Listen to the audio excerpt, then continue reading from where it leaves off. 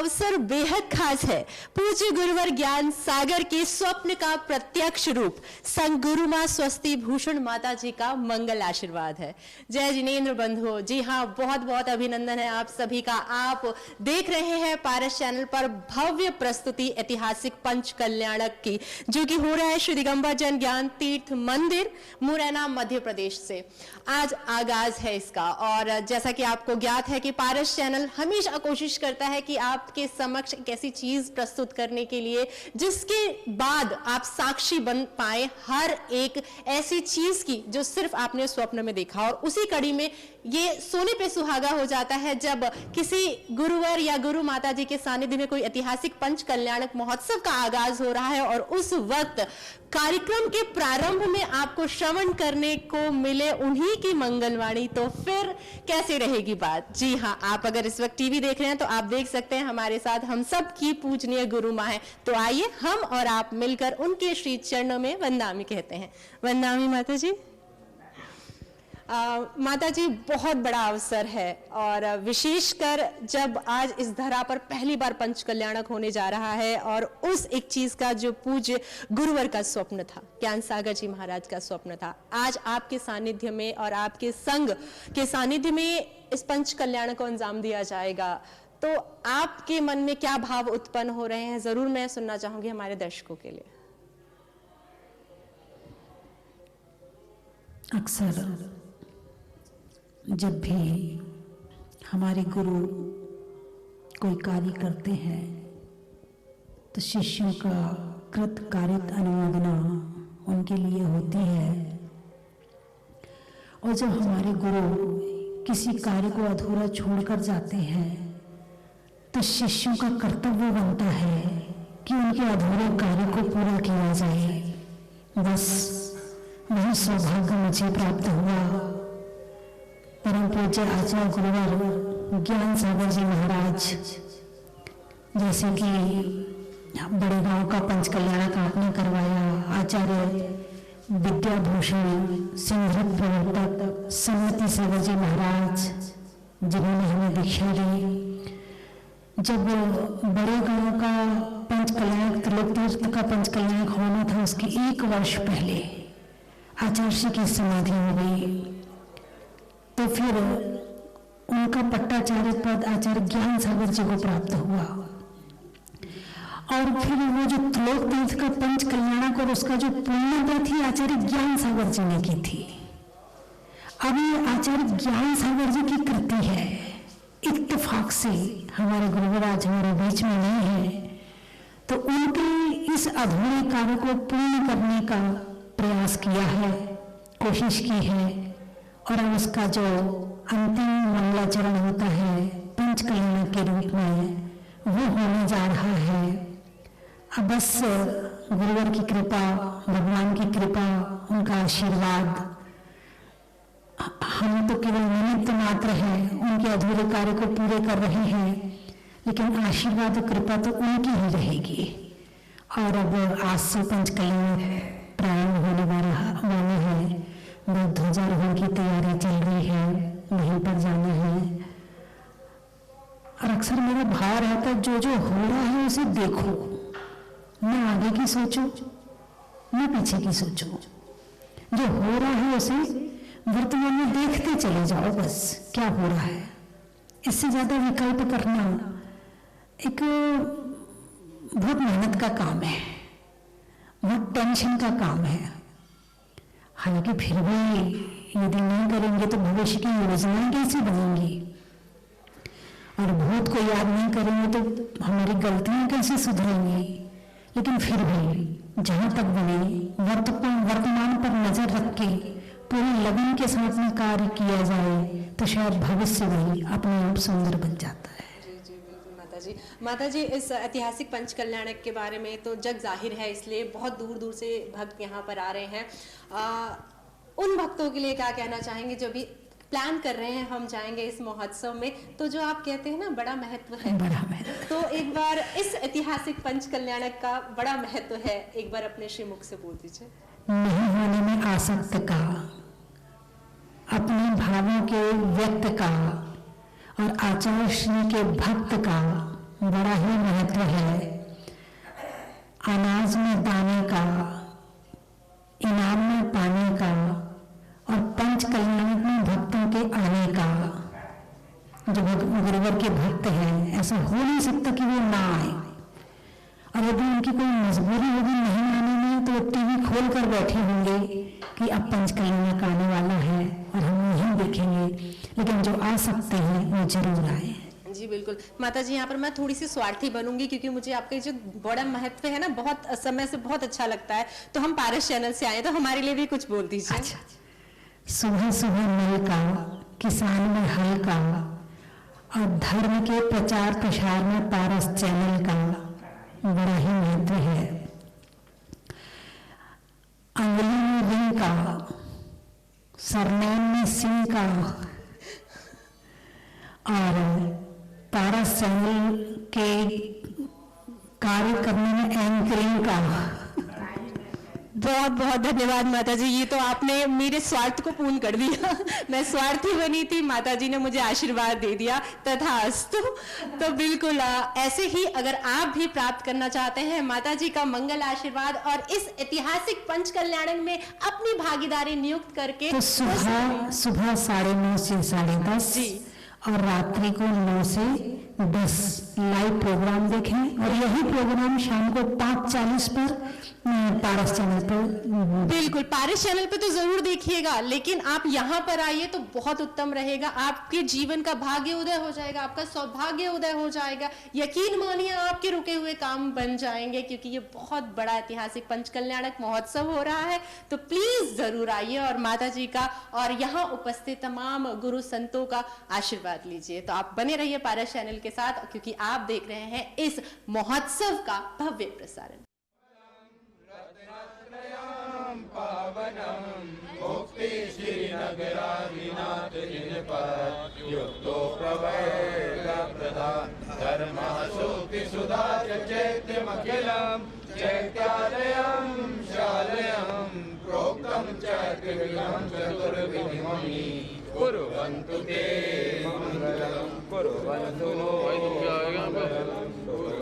मे मंगलम आदिजिनाथ विष्णु प्रति विष्णुलाल गलधरा शब्दोत्तरा विंशति त्रैकाले प्रजिता श्री षष्ठी पुरुषा कुर्वन्तु ते मंगलम कुर्वन्तु मे मंगलम कुर्वन्तु मे मंगलम सर्वौषधिरिद्या सुतपसा वर्गिंगता पंचये सप्तैते सकलाचिता मुनिवरा कुर्वन्तु ते मंगलम कुर्वन्तु मे मंगलम कुर्वन्तु मे मंगलम योगेन्द्र भावना मर्गरे मेलोकुला द्रौस्तता जम्बूशाल्मलि चैत्य शाखि सुतथा वक्षारिरूप्यादिषु ईश्वाकारि गिरौच कुण्डलनगे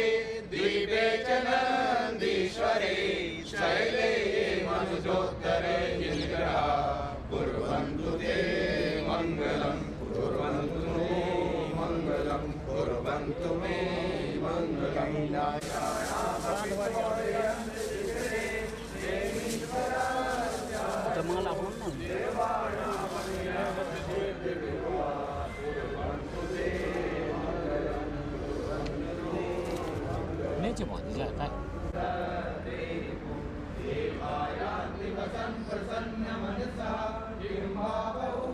एक अति उत्तम ऐतिहासिक अद्वितीय अकल्पनीय पंच कल्याणक महामहोत्सव का आयोजन, जिसका आगाज आज से ही हो रहा है। तो पारस चैनल की यह हमेशा से कोशिश रहती है कि अपने प्रियजनों के लिए, अपने प्रिय दर्शकों के लिए हर एक चीज सटीक जानकारी के साथ परोसे। तो क्यों ना हमने इसी संदर्भ में सोचा कि जब पंच कल्याणक का आगाज हो रहा है तो जिन माता जी के सानिध्य में इस पंच कल्याणक को किया जा रहा है, उन पूजनीय माता जी के श्री मुख से ही आपको इस पंच कल्याणक के बारे में जानकारी दे और कैसा अनुभव हो रहा है, कैसा माहौल चल रहा है, कितने उत्साहित है, क्या भावनाएं चल रही है, तमाम उन्हीं के मुख से जाने। तो हमारे साथ इस वक्त उपस्थित है परम पूजनीय गणनियारिका सृष्टि भूषण माता जी। तो आइए हम और आप मिलकर उनके श्री चरणों में वंदामी करते हैं। वंदामी माता जी।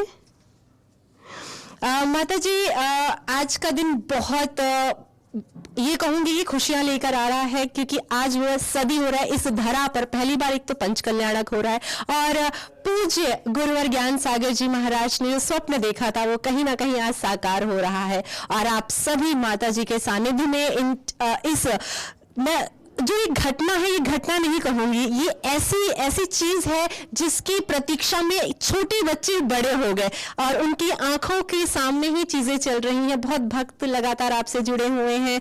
तो इस वक्त जब वो आज दिन आ गया है तो क्या कहना चाहेंगे हमारे दर्शकों के लिए? आज का दिन बहुत खुशी का दिन है। वैसे तो गर्भ कल्याणक का दिन है, लेकिन एक कसक कहीं अखरती है तो वो गुरुदेव के प्रति अखरती है कि जिन्होंने सपने में, कहना चाहिए जिनकी कल्पना इतनी सुंदर थी, जो ज्ञान तीर्थ को देखकर ज्ञात होता है कि एक उनकी परिकल्पना बहुत सुंदर थी। और मैं सोचती हूँ आज पूरी दुनिया के तीर्थों में एक अनुपम रचना उन्होंने हमको दी है, लेकिन आज उनका अभाव एक बहुत बड़ी कसक सी खलती है अपने जीवन में कि आज गुरुदेव होते तो और भी अच्छा नज़ारा होता।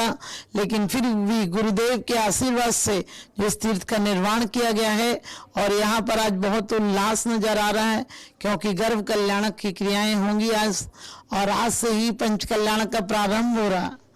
और पंच कल्याणक वास्तव में एक महोत्सव नहीं, महा महोत्सव होता है।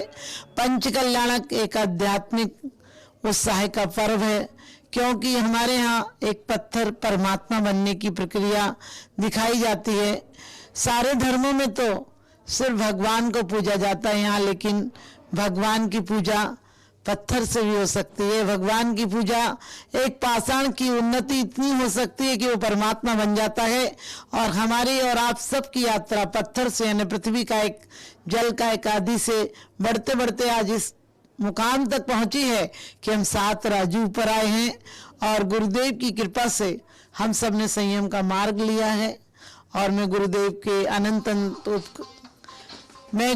अनंत उपकार मानती हूँ कि हमारे शहर में जब क्षुल्लक थे तब उनका आगमन गुण सागर जी, क्षुल्लक जी के रूप में हुआ था।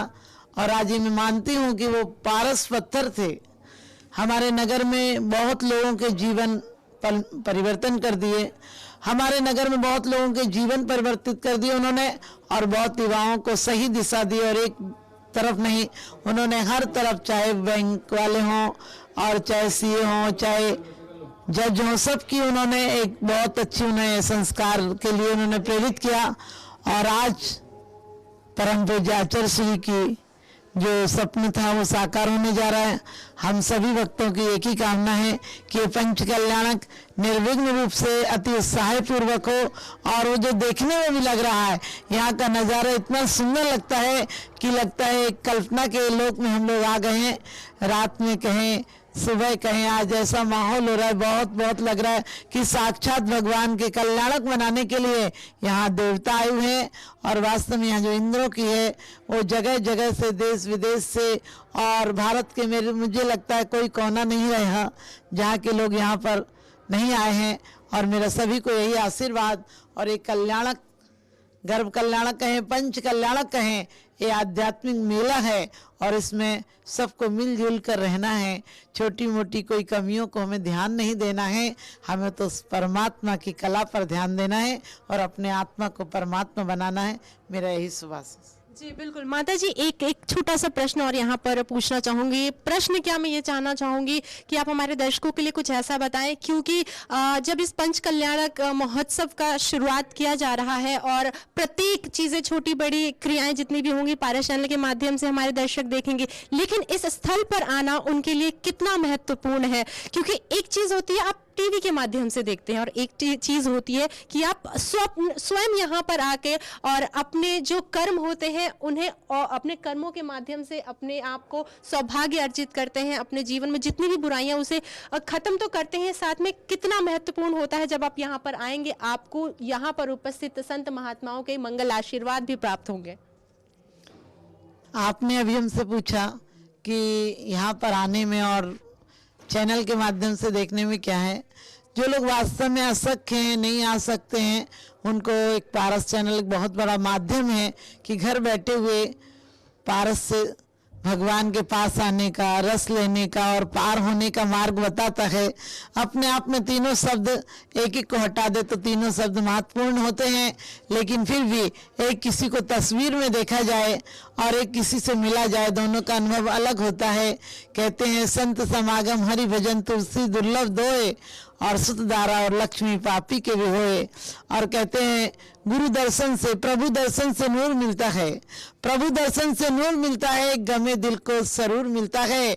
और जो यहाँ साक्षात आता है उसे कुछ ना कुछ जरूर मिलता है, उसे कुछ ना कुछ जरूर मिलता है। आप किसी की दौलत देखें और आप अपनी तिजोरी में दौलत जमा करें, उसका बहुत अंतर होता है। इसी प्रकार से जो लोग सक्षम हैं, जो लोग सक्षम हैं, आने लायक हैं और जिनके साधन है, या कहना चाहिए प्रमाद में कोई भी घर पर ना बैठे, ये ज्ञान सागर जी के साक्षात आशीर्वाद का परिणाम है।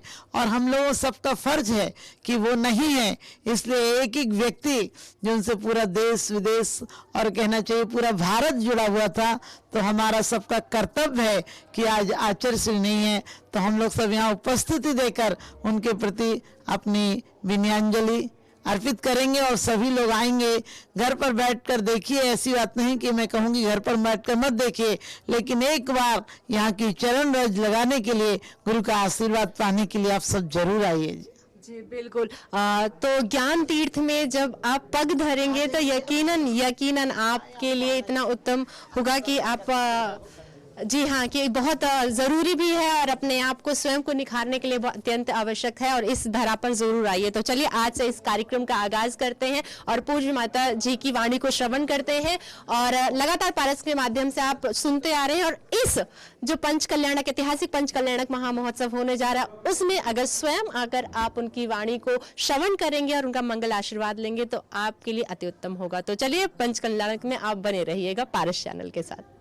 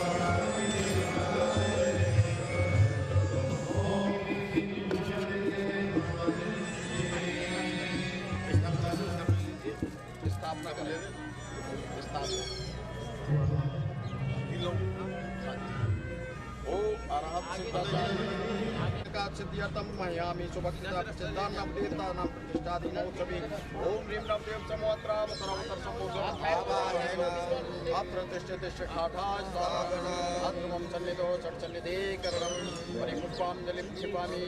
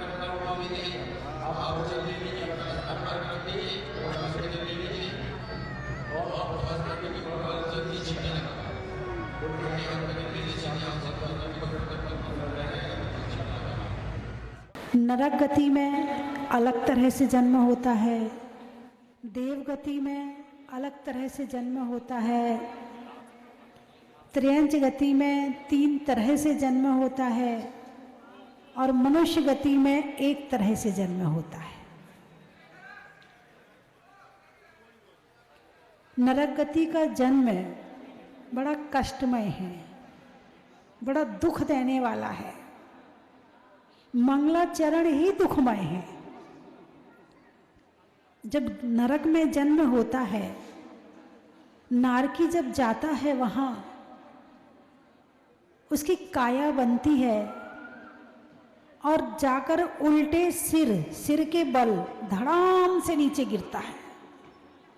चोट लगती है, जोरदार भयंकर चोट लगती है। फिर ऊपर उछलता है, फिर नीचे गिरता है, फिर उछलता है, फिर नीचे गिरता है। ऐसे 3 बार करता है। तब नरक में जन्म होता है। जन्म लेने के बाद जैसे ही वो सोचता कि मैं कहाँ आ गया, इतना सोच भी नहीं पाता है कि जो नरक के नारकी होते हैं वो उसे मारने के लिए तैयार खड़े होते, दौड़े चले आते, आ गया एक और, चलो मारो इसको। ये नरक है। देवगति का जन्म बड़ा सुखद है। वहां 16 वर्ष के कुमार के समान उत्पन्न होते हैं। एक शैया होती है, उस शैया पर 16 वर्ष के कुमार के समान जन्म हो जाता है। आराम से, बिल्कुल वहां कोई दिक्कत नहीं, कोई परेशानी नहीं, कोई कष्ट नहीं। उसकी जो नियोगिनी देवियां होती हैं उसके लिए वस्त्राभूषण लेके तैयार खड़ी होती हैं। आप हमारे स्वामी हैं, आपके लिए ये वस्त्राभूषण हैं, आप इन्हें धारण कीजिए और हमें स्वीकार कीजिए। ये स्वर्ग का जन्म है। त्र्यंच गति में 3 तरह से होता है, अंडज, पोतज और गर्भज।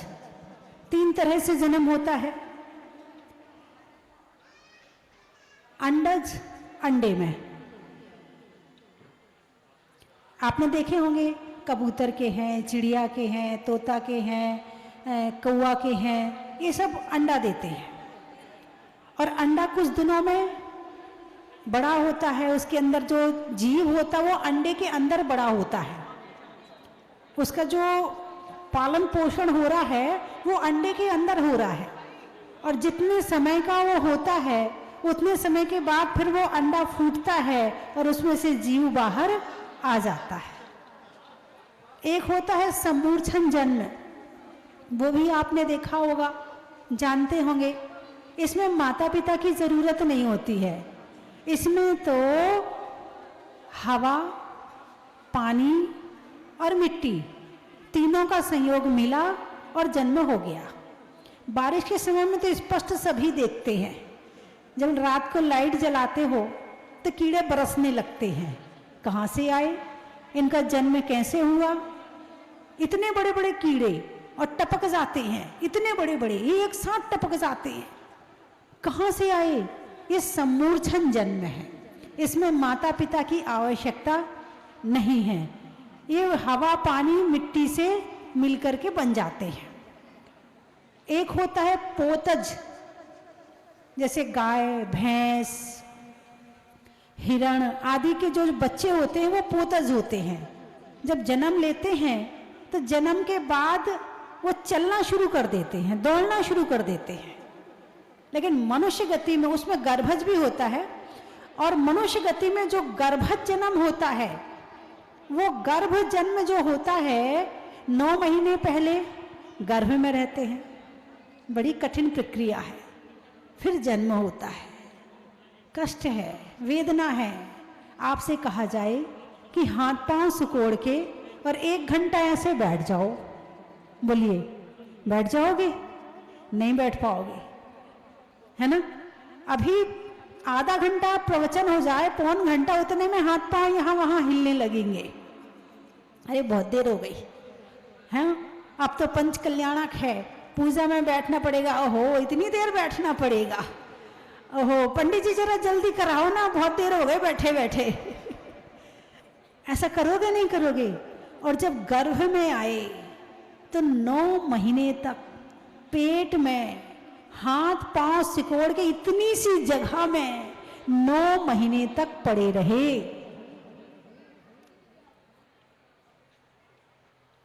उसके बाद जन्म हुआ।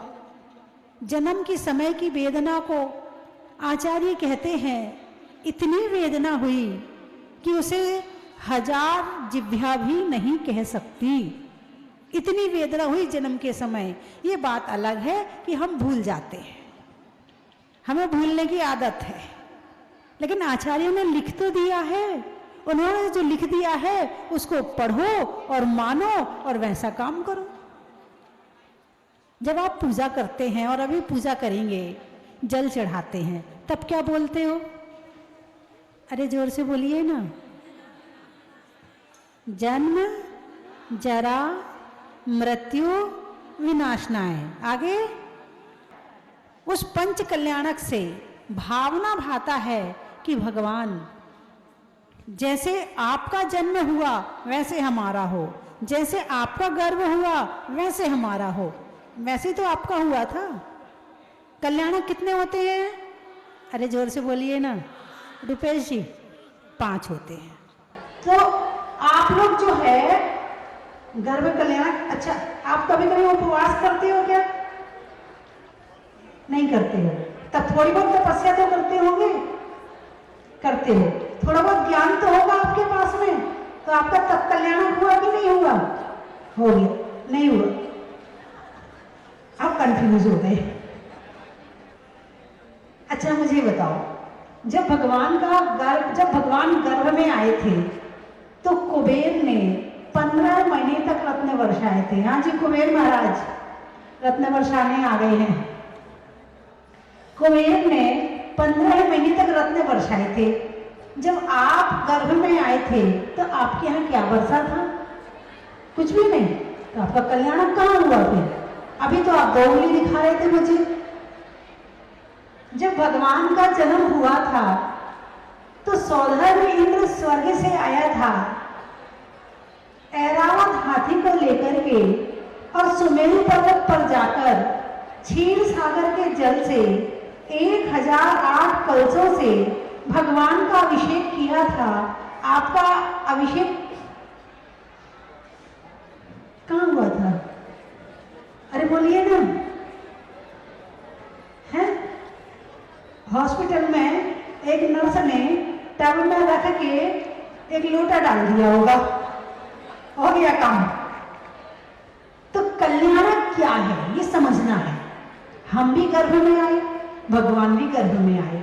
उनका गर्भ कल्याणक बना रहे हैं, हमारा कुछ भी नहीं बनाया जाता। कारण क्या है? उनका गर्भ अंतिम गर्भ था, पहली बात। दूसरी बात, वो हमारे जिन शासन के क्या थे? नेता। तीर्थंकर क्या होते हैं? मोक्ष मार्ग से नेतारम। नेता का मतलब आप अपने वाले नेता पर मत ले जाना। नेता का मतलब नेतृत्व करने वाला, रास्ता दिखाने वाला, मोक्ष मार्ग में आगे बढ़ाने वाला, वो भी नेता होता है। तो हमारे तीर्थंकर नेता थे। भगवान तो अनंत होते हैं, लेकिन एक काल में जो तीर्थंकर होते हैं वो केवल 24 ही होते हैं, जो स्वयं इस मार्ग पर चलते हैं और अपने साथ भक्त जीवों को आगे बढ़ाकर उन्हें भी मोक्ष ले जाते हैं। तो आज कौन सा कल्याणक है? अरे बोलिए ना, गर्भ कल्याणक है। तो इस गर्भ कल्याणक पर आप पूजा करेंगे, विधान करेंगे। अभी याग मंडल विधान होगा तो हम गर्भ कल्याणक की पूजा करेंगे कि भगवान जैसा आपका अंतिम गर्भ था वैसा मेरा भी कभी ऐसा समय आए कि मुझे गर्भ में आने के बाद दोबारा कभी गर्भ में ना आना पड़े। हम भूल जाते हैं कि हमने कष्ट सहे हैं, इसका मतलब कष्ट खत्म नहीं हो गए। पहले कितने दुख सहे, भूल गए ना? भूल गए ना? भूलने से दुख आगे नहीं आएंगे ऐसा तो नहीं है ना? दुख आगे आएंगे, तैयार खड़े हैं। तुम एक कदम चलो, वो 4 कदम चल के आते हैं। तुम्हारा एक कदम आगे बढ़ता, वो 4 कदम दौड़ के आगे आते हैं। दुख तैयार खड़े हैं सामने, लेकिन यदि उन्हें दूर कर सकते हैं तो उसमें एक ही माध्यम है, वो है धर्म। हम धर्म कितनी तरह से कर सकते हैं, कितने प्रकार से कर सकते हैं, ये बात अलग है। गृहस्थ का धर्म, साधु का धर्म, सबसे पहले 2 भेद यही हो जाते हैं, है ना? अब तो आप लोग गृहस्थ नहीं हो, जितने यहाँ इंद्र बने हैं ना, अब आप देव हो। क्या हो आप? अरे बोलिए ना। हाँ, एक प्रश्न अभी 3-4 दिन पहले मेरे पास आया था। बोले माता जी यहाँ पंचकल्याणक होने वाला है। मैंने कहा हाँ होने वाला है। तो बोले माता जी उसमें इंद्र बनाएंगे। मैंने कही हाँ इंद्र बनाएंगे। फिर बोले उनसे पंचकल्याणक कराएंगे। मैंने कही हाँ करवाएंगे। बोले मनुष्य से नहीं करवा सकते क्या? उन्हें इंद्र बनाने की जरूरत क्या है? और भक्तांबर में आचार्य मानतुंग स्वामी कहते हैं, भक्तांबर प्रणते मौली मणि प्रभा। पहला शब्द क्या है? भक्तामर। क्या शब्द है पहला? इसका अर्थ क्या है? भक्त अमर, भक्त देवता। भक्त नर नहीं कहा। किसने कहा? आचार्य मानतुंग स्वामी ने। भक्त देवता, देवता भगवान के भक्त हैं। तो इसका मतलब मनुष्यों का अपमान किया है क्या? नहीं, वो वीतरागी आचार्य थे, वो ऐसा कभी भी नहीं कर सकते हैं। उन्होंने जो कहा है वो बिल्कुल सही कहा है। जितनी भक्ति देवता कर सकते हैं उतनी भक्ति इंद्र मनुष्य नहीं कर सकता है। एक बात और है, अब कुबेर महाराज रत्न बरसाएंगे। अब रत्न बरसेंगे, माता पिता कहाँ हैं? है यहाँ? अच्छा, व्यवस्था में लगे हैं। अब भाई उनके यहाँ तीर्थंकर बालक आने वाला है, तो अब उनके परिवार में, उनके घर में आने वाला है, तो पूरी व्यवस्था तो होनी चाहिए ना। इसलिए वो व्यवस्थाओं में लगे हुए हैं। उन्हें पता चल गया है कि मेरे यहाँ तीर्थंकर बालक आने वाला है।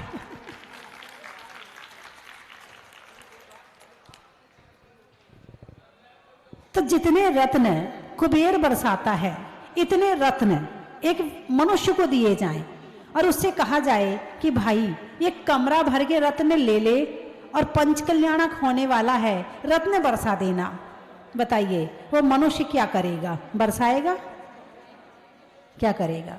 वो तो रख लेगा, उसमें ताला लगा देगा और नकली ले आएगा। स्वर्ग के देवता ने उसे कौन से रत्न दिए हैं? असली वाले। और वो क्या करेगा? नकली ले आएगा, कहेगा ठीक है। लेकिन स्वर्ग का कुबेर इंद्र असली रत्न बरसाता है। वो कहीं कंजूसी नहीं करता है, रत्नों की बारिश करता है। भगवान का जन्म होने वाला है, भगवान गर्भ में आए हैं। इस संसार की दरिद्रता दूर होनी चाहिए। आप मनुष्य हैं, ये आपके लिए नहीं है। आप वास्तव में कुबेर नहीं है, आप वास्तव में सौधर्मेंद्र नहीं है। आपके अंदर स्थापना की गई है और फिर आपसे पंचकल्याणक कराए जाएंगे। क्योंकि भक्तामर, जितनी भक्ति देवता, गर्भ कल्याणक कौन मनाते हैं? देवता। जन्म कल्याणक कौन मनाते हैं? देवता। तप कल्याणक में जंगल में पालकी लेकर कौन जाते हैं? पहले मनुष्य उठाते हैं, फिर देवता उठाते हैं, लेकिन लेके तो देवता ही जाते वहां तक। फिर वहां पर जो स्फटिक मणि की शिला का निर्माण करते, वो कौन करता है? देवता। समोशरण की रचना कौन करता है? देवता।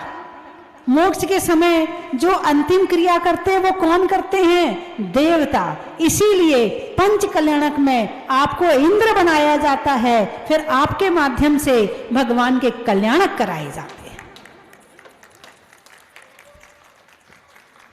लेकिन आपका मतलब देवता इंद्र दीक्षा नहीं ले सकते हैं। दीक्षा तो मनुष्य ही लेते हैं। तो बंधुओं, आज गर्भ कल्याणक है। कौन सा कल्याणक है? गर्भ कल्याणक है। और बड़ी खुशी के साथ, बड़े उत्साह के साथ, बड़ी भक्ति के साथ, निमित्त बहुत सारे मिलेंगे आपको, तरह तरह के निमित्त मिलेंगे। आप मंच पे बैठे हो, यहाँ से उठिए, यहाँ बैठिए, मन खराब मत करना, ठीक है भाई साहब। उन्होंने कहा भाई साहब यहाँ से हटो, वहाँ बैठो, मन खराब मत करना, ठीक है भाई साहब, ठीक है पंडित जी।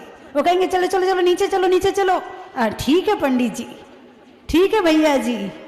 मन खराब मत करना, जैसा कहें वैसा करते जाना, तो आपको आनंद आएगा। और जरा सा ये आ गया, अच्छा ऐसा बोल दिया, चलो अब मैं बताता हूँ, और भिड़ गए वहीं, बस हो गया तुम्हारा कल्याण यहीं। तुम कल्याण करने आए थे और अकल्याण में लग गए। इसलिए मन खराब बिल्कुल मत करना, भाव पूर्वक भगवान के पंच कल्याणक देखना। यदि आपने भावपूर्वक पंच कल्याणक देखे तो हो सकता है कि ये पंच कल्याणक आपकी सम्यक दर्शन की प्राप्ति में सहायक बन जाए। और एक बार सम्यक दर्शन हो गया, बस उसे दुनिया की, संसार की, तीनों लोकों की सबसे बड़ी निधि मिल गई। इसलिए एक एक कल्याणक को बड़े ध्यान से देखना, बड़ी भक्ति से देखना कि होता क्या है, क्यों करते हैं, और जिनके कल्याणक हुए हैं उनकी तरफ ध्यान रखना कि जिनके कल्याणक हुए। आज हम इंद्र बन के अपने आप को बड़ा समझ रहे हैं, लेकिन आप ये सोचो जिनके कल्याणक कर रहे हैं वो कितना बड़ा होगा। अभी हमारी मंजिल यहाँ नहीं है, हमारी मंजिल वहां है जहां जिनके कल्याणक हम कर रहे हैं। इस मंजिल पर स्टॉप मत कर देना, इससे और आगे जाना है आप सबको, हम सबको। तो बंधुओं, समय हो रहा है और अभी बहुत सारी क्रियाएं करनी है। सभी भक्तगण पूरी भक्ति के साथ अपने अपने तन, मन, धन, भक्ति सब चीज को लेकर यहाँ उपस्थित हो चुके हैं। बहुत सारे भक्त होंगे जो तैयारी घर में कर रहे होंगे, आने की तैयारी में लगे होंगे, चलो पहुंचना है।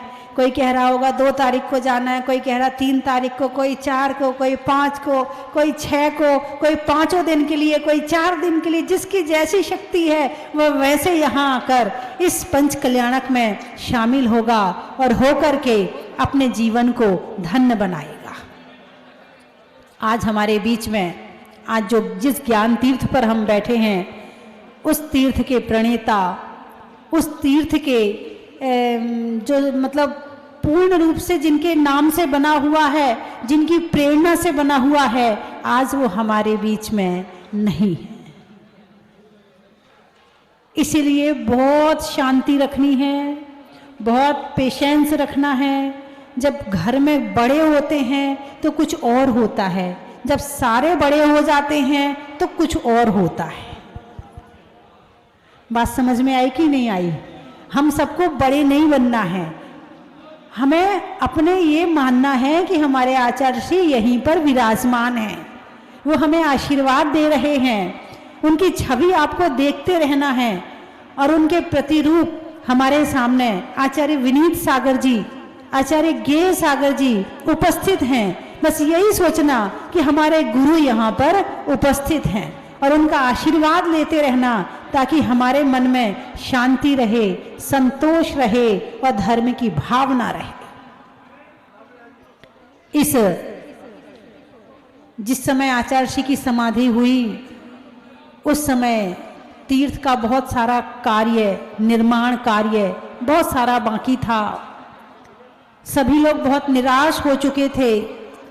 सभी के मन में ये था कि अब ये ऐसे ही रह जाएगा, कैसे होगा। लेकिन गुरु का कार्य कभी अधूरा नहीं रहता है। जब आप जैसे शिष्य हों, आप जैसे भक्त हों, तो गुरु का कार्य कभी भी अधूरा नहीं रहता है। हम फिर अनीता दीदी, मंजुला दीदी, ललिता दीदी तीनों ने यहाँ पर प्रवास किया, बहुत मेहनत करी। आश्रमती माता जी, आचार्य गेय सागर जी महाराज, आपने भी बहुत प्रयास किया।